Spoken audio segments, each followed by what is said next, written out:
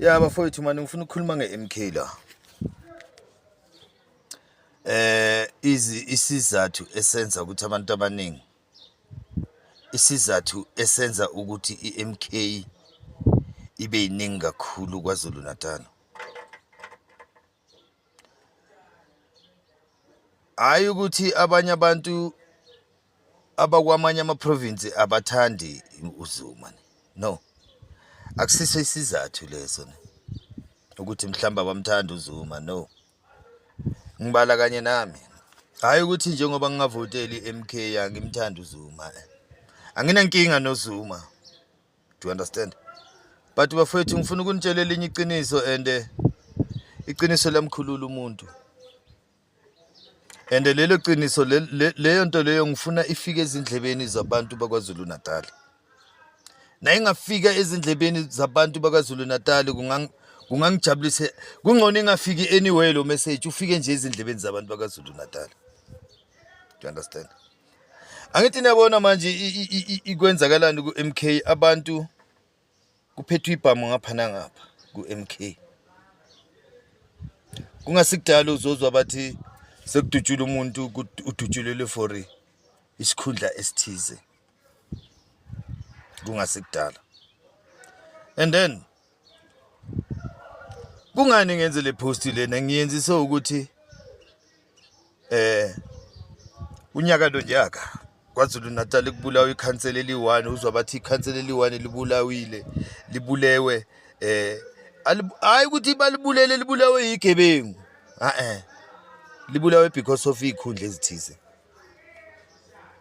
Manje bengifuna ukufaka nangu message phezulu kwabantu bakwaZulu Natal. Ezinye zezizathu ezizowenza ukuthi umuntu wala eSouth Africa omunye nomunye angeke azafuna ukuphathwa amaZulu because of amaZulu awalisabi igazi. Phezulu kwa wonke umhlobo okhona eSouth Africa amaZulu awalisabi igazi lomuntu. And then the day amaZulu ayorealize ukuthi igazi lomuntu libalulekile, ile day amaZulu ayokhululeka phezulu kwezikhukhula yonke into eyenzakala kwaZulu Natal.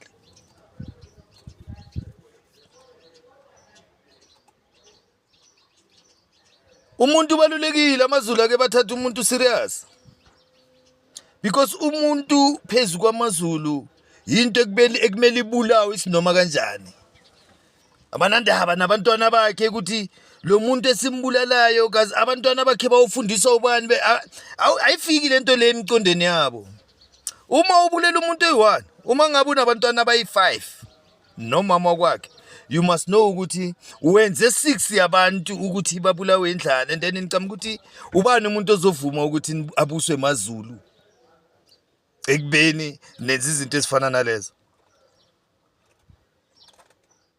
ePitori nakubule umuntu omkhulu nasovulela izindaba kulandela isiswa ubuya kwaZulu Natal. Cape Town kuphi ubuya kwaZulu Natal. Mpumalanga ubuya kwaZulu Natal umuntu obulele lo muntu lo. What type of abantu ungavumela ukubuswa abantu abanjalo wena? The day maZulu no realize ukuthi ukubulala akusiyinto enhle, the better for you. The day maZulu no realize ukuthi ukuchitha igazi akusiyinto enhle, the better for you.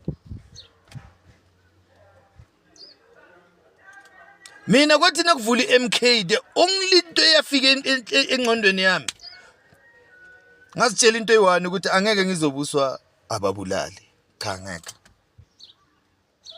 Lapho uZuma ngimbali lapho uZuma akusena muntu. Do you understand? uZuma akusena muntu. uZuma ukhulile, idlalile iphathi yakhe angimbali da.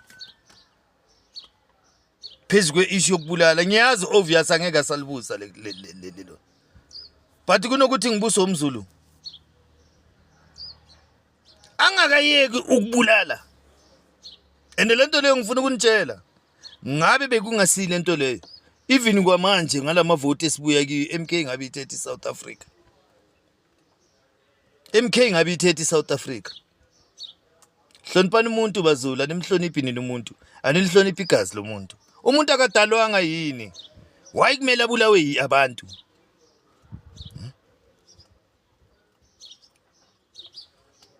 Umuntu kuzabe kulomhlaba lento le wena oyigijimelayo imali ukuthi ufuna ukwakha impilo enhle. Yinto lento le umuntu loyo ombulele naye ayigijimelayo ukuthi ufuna ukuba nento enhle. Zulu, the day you realize ukuthi igazi akusinto okudlala, kuzokunceda lokho. Ngiyaphinda kuzokunceda lokho.